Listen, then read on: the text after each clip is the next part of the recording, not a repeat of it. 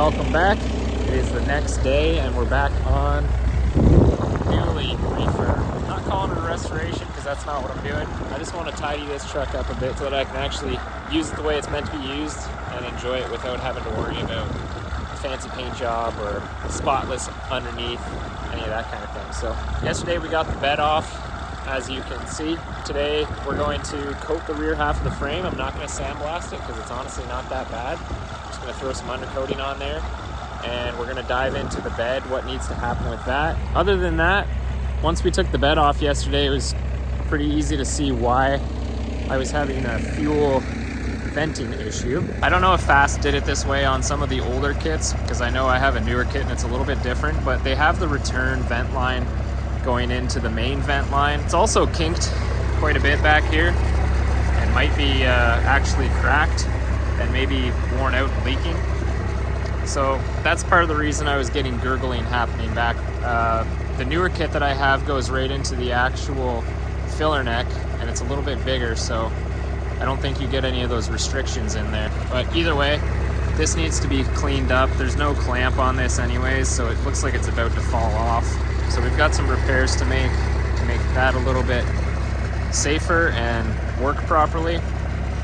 We are missing a box mount right here, I noticed yesterday, and I don't love the way that this is mounted currently because the box is, I believe, supposed to sit right on that. So we'll get this positioned a little bit differently, even if it's just on the bottom side, that's better. First thing I'm gonna do is try and put this bed here on a little cart so that it's not taking up the lift. So far it's working.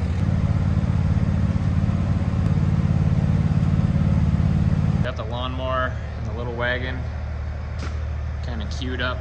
I'm not going to move this right now because it's so snowy outside and this lawnmower gets stuck in 2 seconds. I'm going to bring it to the heated garage. That way I can pressure wash the bottom and start sanding on it, getting it ready for paint. I'm going to bring it over to the dirt floor side of the building, and then that way I can start coating the frame and everything back here without worrying about getting oil all over the floor. I did the front end already. Started last year just to clean it up a bit.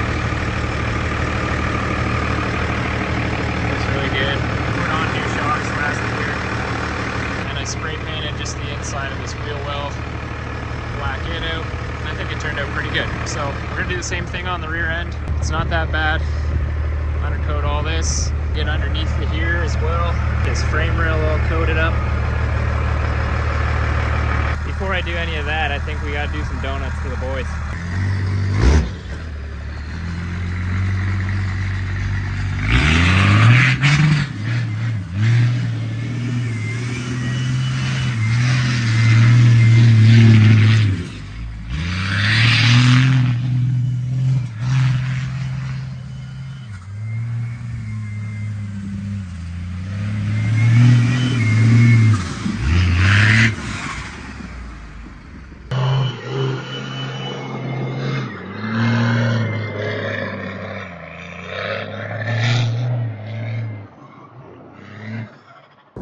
Truck shut off.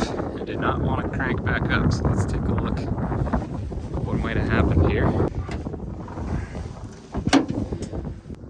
Intercooler piping is still on. Smells pretty hot. Belt's still on. I'm not sure. Try and crank it again.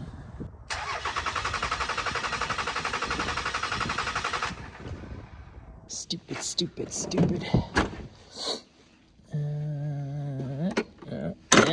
Yep. I did check the fuel pump fuse. It's still going. We got power to the fuel pump. So I'm going to try bleeding the injectors maybe. See if that does anything. Got our 1 and 3. See if we've at least got fuel to the injectors. Shut-off solenoid still has power going to it, so it shouldn't be that. See if we've got fuel here.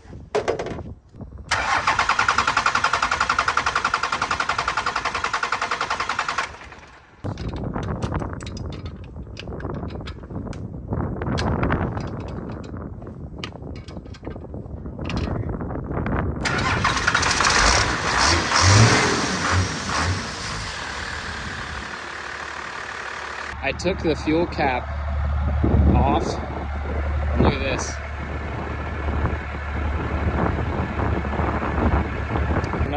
inadequate ventilation. When that fuel pump is called on to deliver a bunch of fuel, we're creating a vacuum inside of that tank and it's cutting fuel off. That's why I needed to bleed the injectors to get it started back up.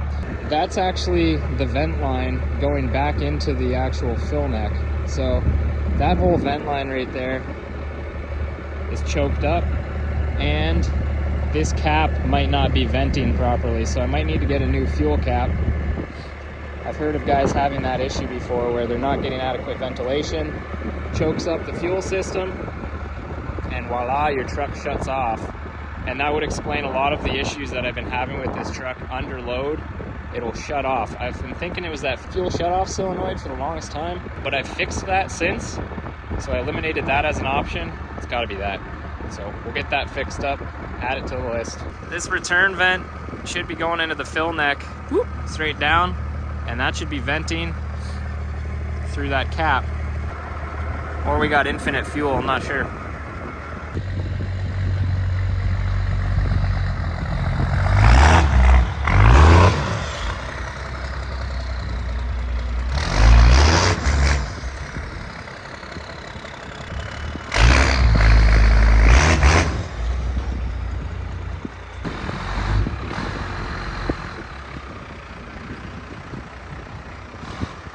This is where the truck shall reside for the next however long it takes me to coat the rear end. Best way to make sure these doors are nice and tight. Karate. Interrupting this video real quick because I just thought of something that I wanted to bring up earlier in the video, but I'm thinking about doing a mini giveaway. You don't have to buy anything from me. Only requirement would be that you're subscribed to this YouTube channel. So if you're not subscribed, go ahead, hit that button down below and subscribe. And also subscribed to my Instagram, which is @BradyDesigns. I'll put a little thing right here for you. So yeah, let me know below if you guys would be interested in a little giveaway. I'm thinking about doing like a GoPro package or maybe a drone or something that you guys could use to start your own YouTube channel or take videos, do whatever you want with it. But yeah, wanted to know your thoughts before I do something like that. So comment down below, yes or no, if you'd be interested in a little mini giveaway, something like that. Like I said, you don't have to purchase anything. Only requirement, subscribe to this channel, subscribe to my Instagram. That's it. Let's get back in the shop. Okay, so here's the wool wax I was talking about earlier. I had bought this kit probably, I don't know, 2 years ago now. And I had a bunch of these cans that I was using just for touch-ups on trucks and whatnot. And I also bought this big pail. I haven't even opened it yet. This is the first time I've actually pulled everything out of the box. So I want to give this a shot on the dually frame. I'll probably use that can to start, but it is a kit that comes with an actual spray gun, and it comes with the wands so that you can get up in the rockers and the tough to reach spots as well. Comes with 2 of these canisters. I went with black, but they also have clear, and it leaves a pretty good finish, I find. It makes the frame look brand new. If they still have this package, I'll put the link to it down below and you guys can check it out for yourselves. I don't know how well it's gonna spray in the cold, but I figured I would at least capture it on video. It's pretty messy, but it dries up pretty good, and I do like how the product goes on. So let's just do a rustier spot right here just to give you an example. Now it bubbles up a little bit, but once it dries out, it kind of lays flat. We'll do the bottom side here.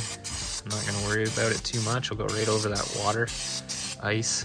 It's kind of like spraying like a straight shot. Usually it'll fan out a bit more.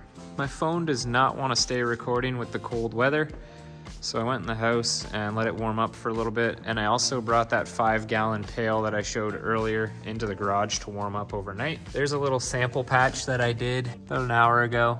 I find the product actually lays pretty good once you give it some time to cure. Pretty much used up what was left in that little can there. So we're probably gonna call it there for the night. And tomorrow, once that 5-gallon pail has warmed up, I'll be able to spray a little more. And then tomorrow, once everything's warmed up a little bit and is gonna spray a little bit nicer, we'll come back out here, spray the whole frame down, nice and black like that. And again, do the frame rail under the cab, get that all cleaned up. That'll be it for the rear half of the truck. This is the point where I started battling technology because of the freezing cold.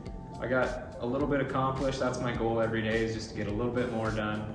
Keep coming out here, keep showing up. Thanks for watching again, I appreciate it. Like, comment, subscribe, do all that good stuff. If you did like the video, appreciate it. It lets me know that you guys like the video, especially if you hit that subscribe.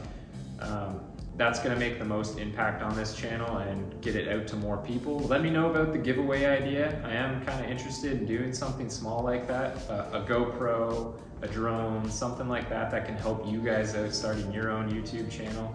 If you're interested in something like that, give me a simple yes or no down in the comment. Like I said, it's a small channel, so the chances of you winning something that you can actually use every day to start your own YouTube are much higher than all these giveaways with channels that have hundreds of thousands of subscribers. So you don't have to purchase anything to win. If I do this giveaway, I want to get your feedback first. It doesn't cost you guys anything. It helps me out grow the channel. By growing the channel, we both win because it allows me in the future to do even bigger giveaways that maybe you don't have to enter still. So again, thanks for watching, and we'll talk to you later. Peace.